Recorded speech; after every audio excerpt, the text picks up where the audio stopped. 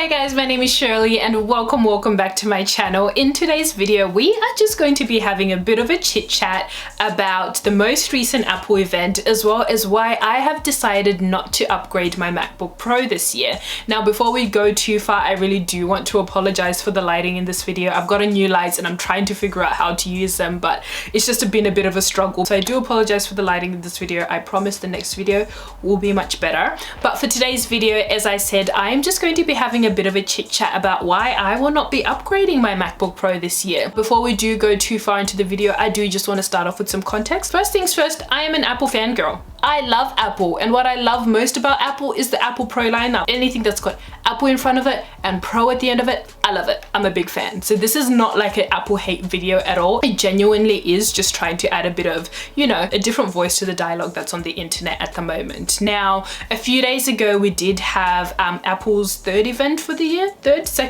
the year.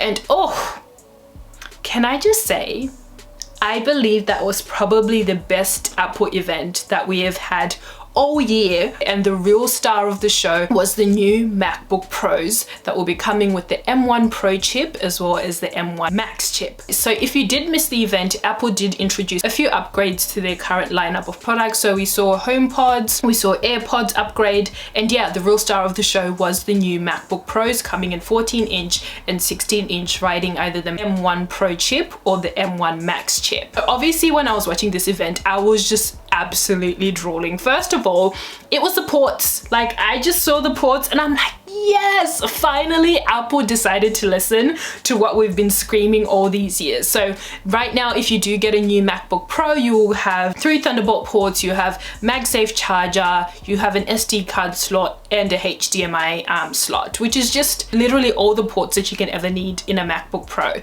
So it was really exciting to see a lot of those ports being reintroduced. But I think in addition to that, one of the most exciting things was the sheer amount of power that has been packed into these MacBook Pros. At the moment, I can pick myself up a 14-inch MacBook Pro with up to 10-core CPU, 32-core GPU, 16-core neural engine, up to 64 gigabytes unified memory, and up to 8 terabytes of internal storage. Like, what? Like, come again? I am just like, oh, I am just in awe of the sheer amount of power that has been packed in these MacBook Pros. But I feel like rightfully so, this is a pro level laptop, or these are pro level laptops. So it's really good to see pro level of power being packed into these machines. As you can see, this was a really huge event. Now, moving on, let's talk about how, despite how much I really want these new MacBook Pros, why I myself will actually not be purchasing one for myself. The main reason why I actually will not be purchasing this comes down to affordability. Now, these MacBooks, the base level starts at 3,000 Aussie dollars, and the model that I would like comes in at 6,149 Aussie dollars. Now, that is a whole lot of cash money. $6,000 is essentially equivalent to like my monthly pay from my 9-to-5 day job. So technically, I could sacrifice, like if I really wanted it, I could say I'm just sacrificing this month's worth of pay and purchasing a new MacBook Pro. But at the moment, that just doesn't align with my financial goals and the goals that I have for myself at the moment. So essentially, in less than a week's time, I will be moving out of home for the very first time. So for the last few weeks or last few months, I've been buying furniture from scratch. I'm gonna have to start paying rent now, and you know, paying for electricity and gas and all that. So that's gonna be a huge lifestyle change. So for me to like just blow 6 grand like that doesn't really make sense at this stage of my life at the moment. And then in addition to that, next year as well, I have the goal of purchasing my second investment property, as well as upgrading my current car. So at the moment, I'm driving a 2008 Toyota Yaris, and I really do want to upgrade it, and I do want to buy my car cash as well. I don't want to take out a car loan for that. So all in all, I'm essentially going to need more than 65 grand to be able to, you know, hit all those goals. So for me, spending 6K on a laptop is just gonna take me a step back from my savings goals and isn't really aligned to the financial goals or the goals that I have for myself at the present moment. I think sometimes we tend to, well, at least you know what, let me not say we, let me just speak for myself. I feel like in past, I have just fallen into the trap of Apple. I feel like Apple has mastered the magic of making people fall in love with their products so much that they don't even look at the price. Like, I'm telling you now, when I bought my iPad Pro or when I bought my Apple Watch, I didn't even think about the cost. I just saw it, I fell in love with it, Apple convinced me it was the best thing ever, and I bought it. I didn't even think about the cost, I didn't even think about the financial consequences or anything like that. I just feel like Apple has mastered the skill of making us want their products so much that we don't even consider costs. But as I'm growing and as I'm maturing, I'm kind of now being conscious of not falling into the trap of certain hypes or certain marketing schemes and things like that. And I think that's just something to be conscious of. In addition to that as well, I think, you know, at the moment we had the event only a few days ago. So all the tech YouTubers at the moment, everyone's putting in their thoughts, everyone's, you know, talking about which MacBook Pro you should buy and all those types of things, and those are not bad things. Like, I love tech YouTubers, like I watch MKBHD all the time, Mac Rumors, all that stuff. I love all those guys and all the females in the tech space as well. We also do gotta keep in mind that with these tech reviewers, a lot of the time these people, their full-time living is to make reviews about these products, or sometimes they get sent some of these products, or sometimes they can write it off as business expenses. You know, I don't know what people's financial situations are. But you know, those are things that I think sometimes we forget about. You know, a MacBook Pro, a phone, I don't really think those are purchases that are meant to be upgraded every single year. But we see, you know, reviews about this coming up every single year, and we think we need to upgrade absolutely every single year.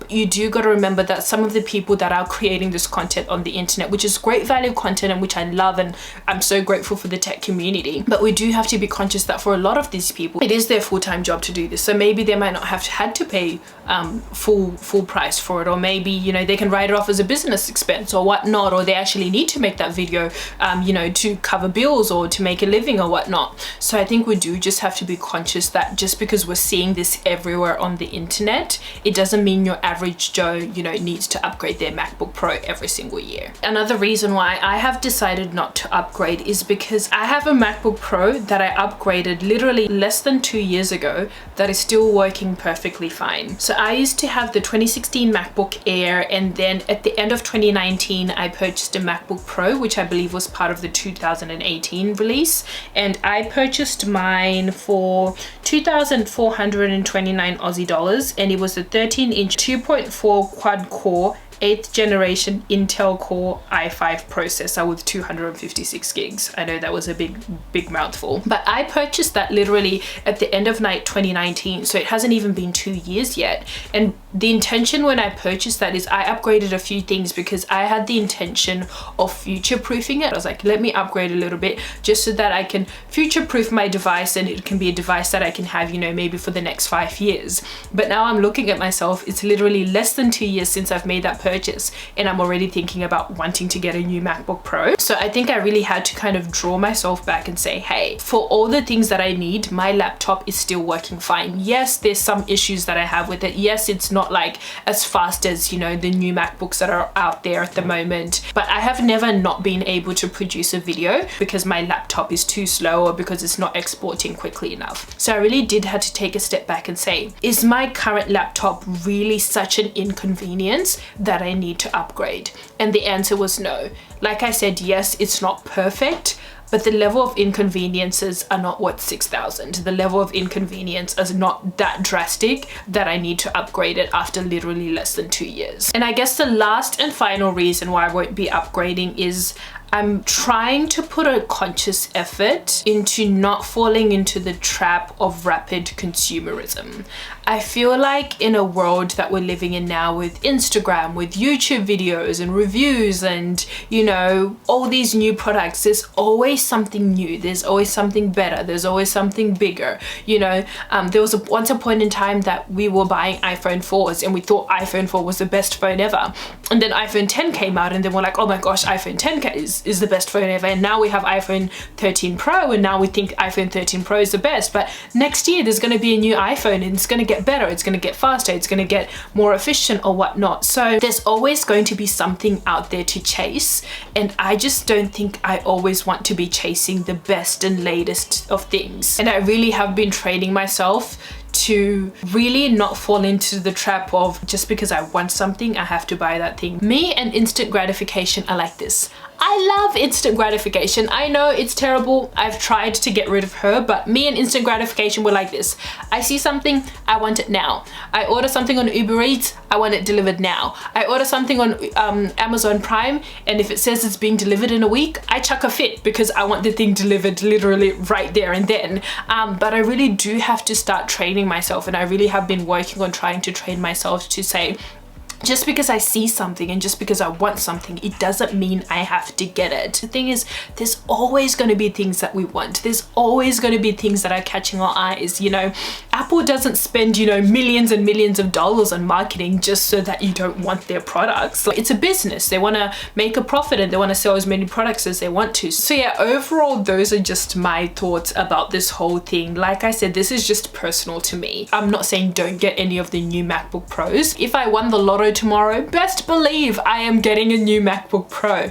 But just currently looking at my situation, the goals that I have, the costs, the fact that I still have a functioning MacBook Pro, I've just come to realize that myself, I really don't need it. Although I want it, I'm not saying I don't want it. I'm very impressed by the products and I really would love to have one.